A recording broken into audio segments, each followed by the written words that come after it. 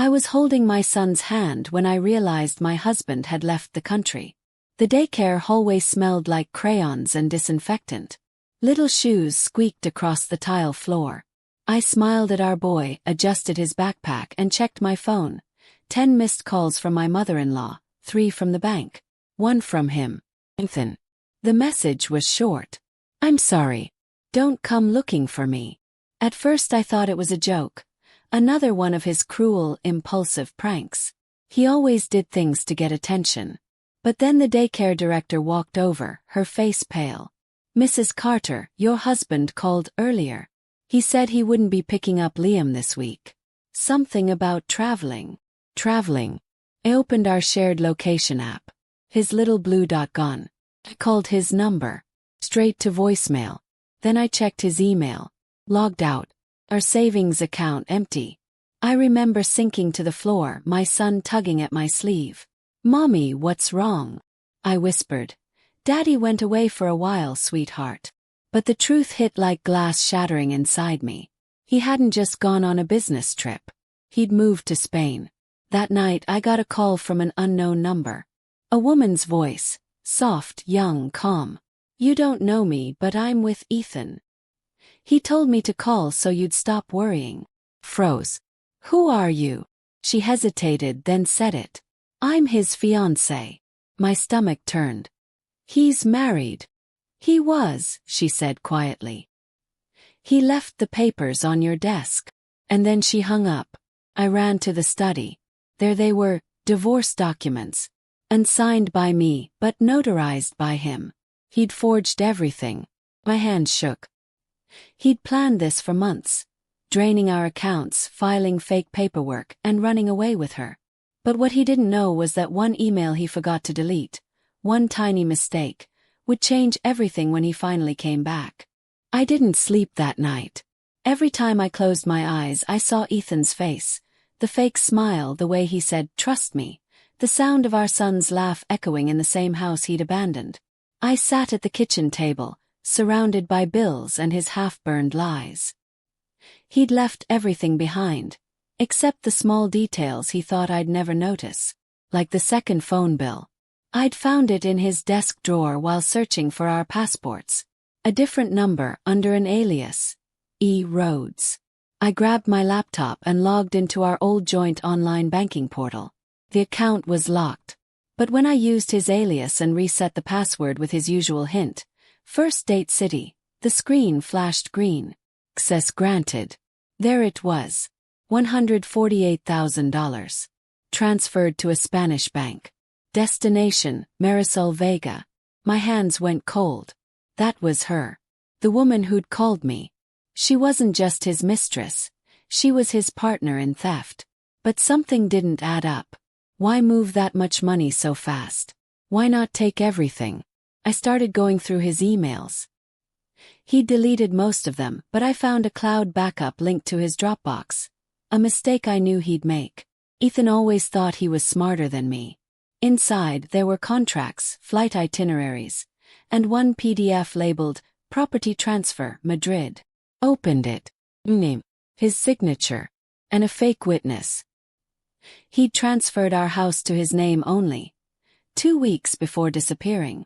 Felt dizzy. Every brick, every tile I'd picked with love, stolen on paper.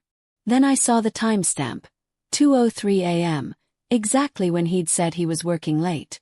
Clenched my jaw. I'm not just going to cry this time, Ethan. The next morning I met with a family attorney. She looked through the documents, frowning. Mrs. Carter, this isn't just abandonment. This is fraud.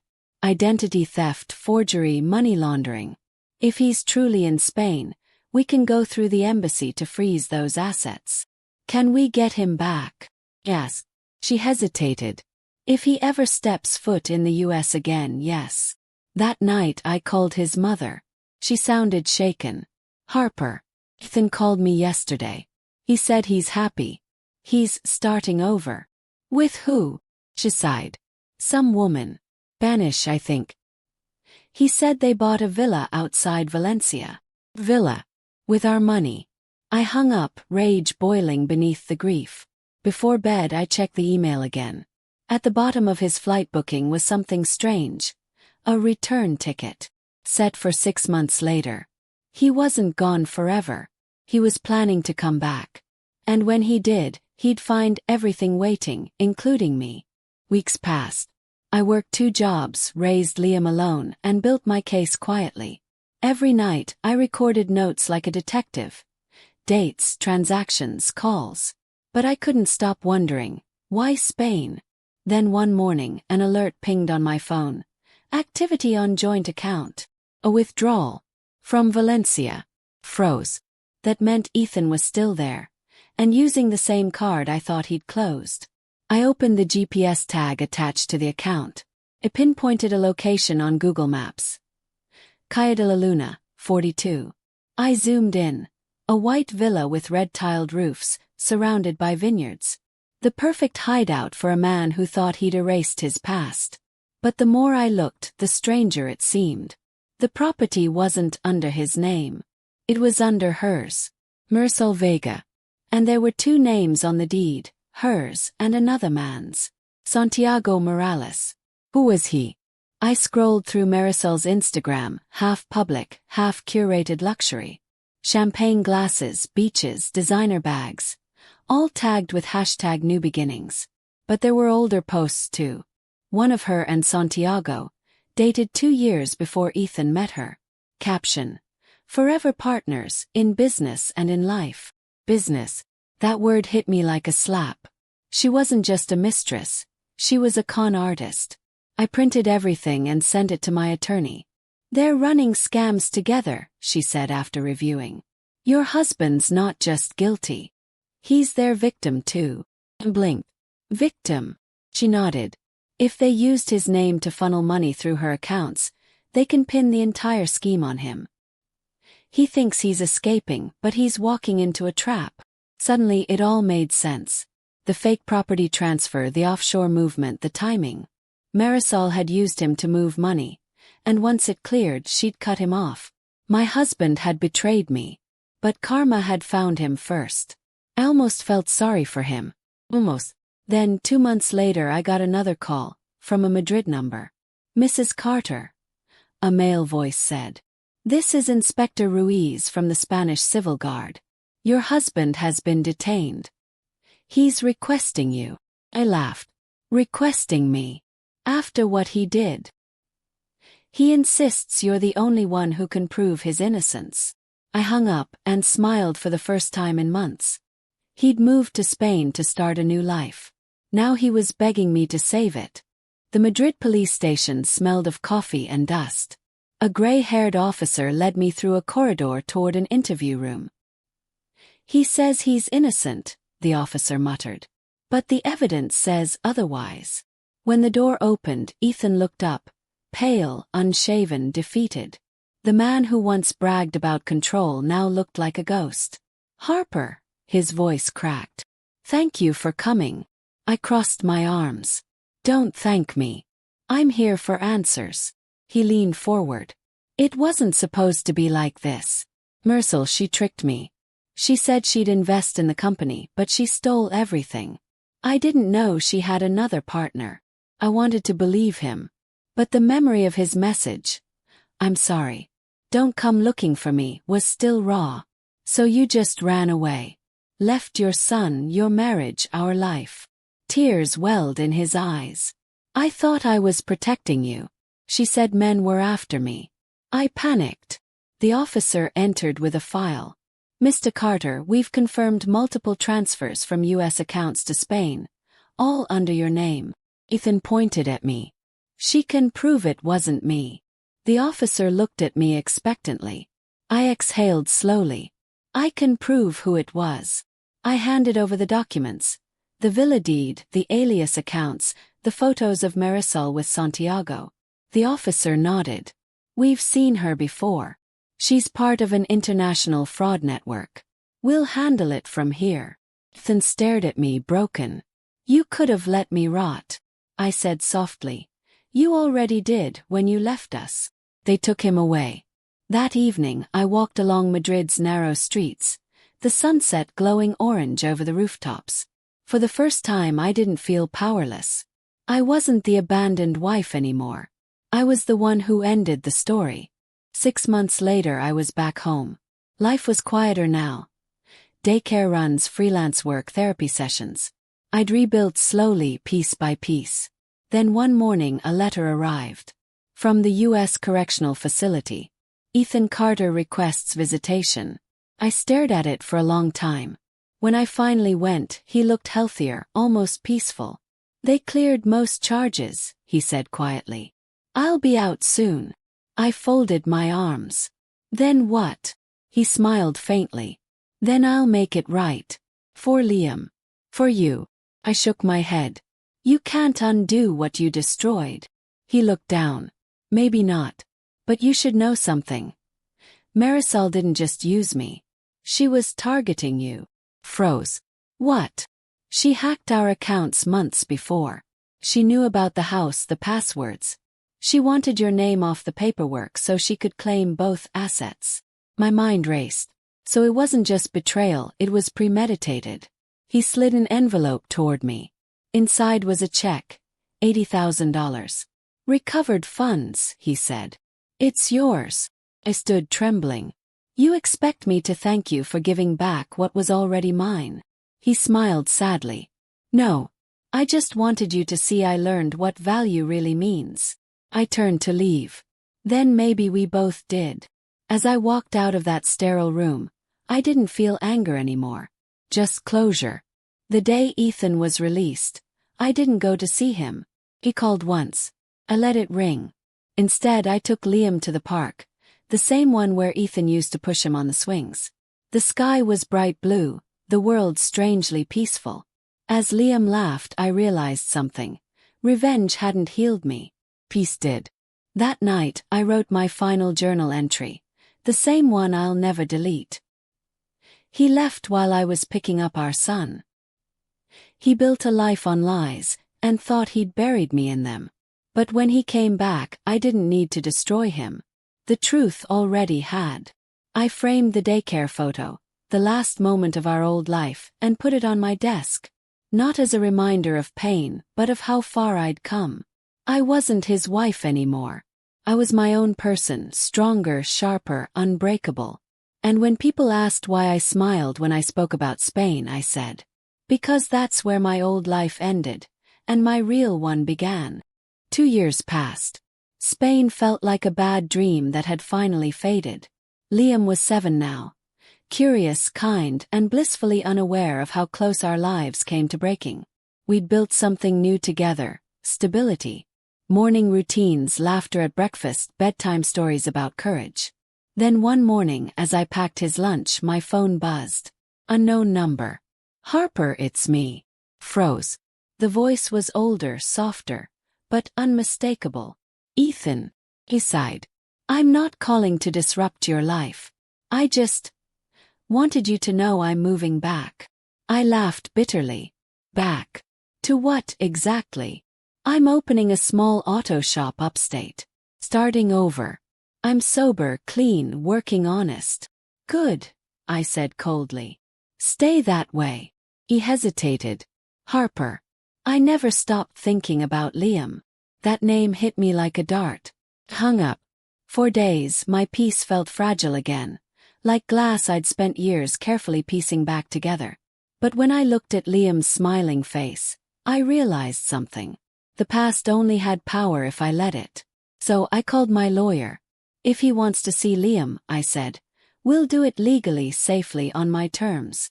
A month later we met in a quiet park. Ethan stood by the fountain, thinner, humbler. When Liam ran toward him I almost stopped him. But then Ethan knelt, arms open, eyes full of tears. I missed you, buddy, he whispered. It wasn't forgiveness. But it was something. Afterward, as we walked away, Ethan said softly, you look happy. I am, I said. And I hope you find that too. He smiled faintly. You already did, for both of us. The letter arrived 3 weeks later. Handwritten. No return address. Just my name. I opened it slowly, my fingers trembling. Harper. I've spent 2 years trying to find the right words. I know I can't fix what I did, but maybe I can finally tell the truth. The day I left, Marisol wasn't the reason. Not entirely. I was already drowning in debt. The business loans, the failed investments. I thought Spain was a way out. She promised to fix everything. I didn't realize she'd use me as the fall guy. I forged the papers not to hurt you, but to protect you from the bankruptcy that would have ruined us both. I told myself leaving was mercy. It wasn't. It was cowardice. I know you don't owe me forgiveness. But thank you for saving me, even when I didn't deserve saving. I stared at the paper, torn between rage and grief. So he hadn't left just for love. He'd left for fear. I thought of all the nights I cried, the humiliation, the isolation, all born from a man who thought abandonment was protection. That night I couldn't sleep. But something shifted. For years I carried anger like armor. Now it felt heavy, useless. So I wrote back. Ethan, believe you were scared. I was too. But what separates us is that I stayed. I rebuilt. I faced what you ran from. I forgive you, not for you but for me. Harper. I never mailed it. I didn't need to. Forgiveness didn't mean reconciliation. It meant freedom. The next morning I woke up lighter, like my life finally belonged to me again. The rain came down hard that Friday, the kind of storm that feels personal, like the sky itself remembers what you've survived.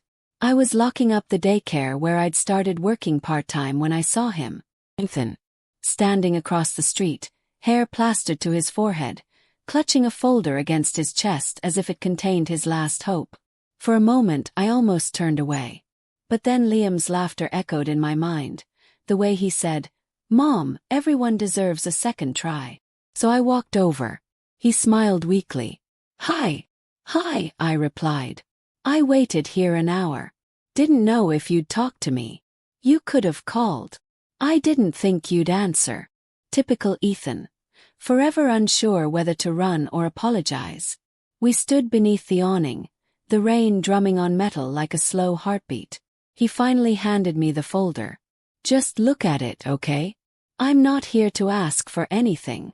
Inside were architectural sketches, business licenses, and a company name printed in blue ink. Carter Restorations.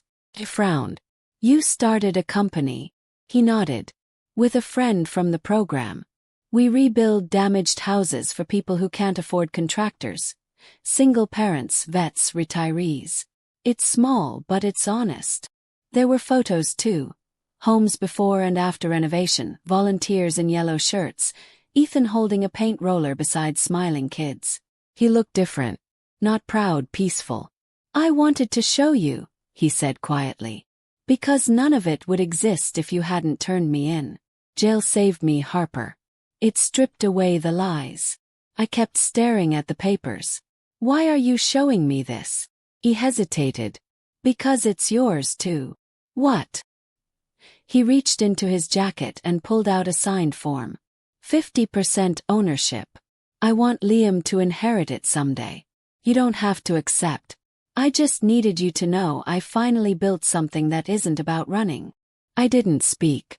The rain filled the silence for us. Finally I said, "Ethan, I don't need your money. I just need you to be reliable. For Liam." He smiled faintly. "That's the plan. No more flights. No more Spain.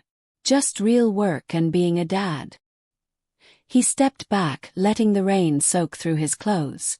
"I'm proud of you, Harper. You turned all that pain into strength.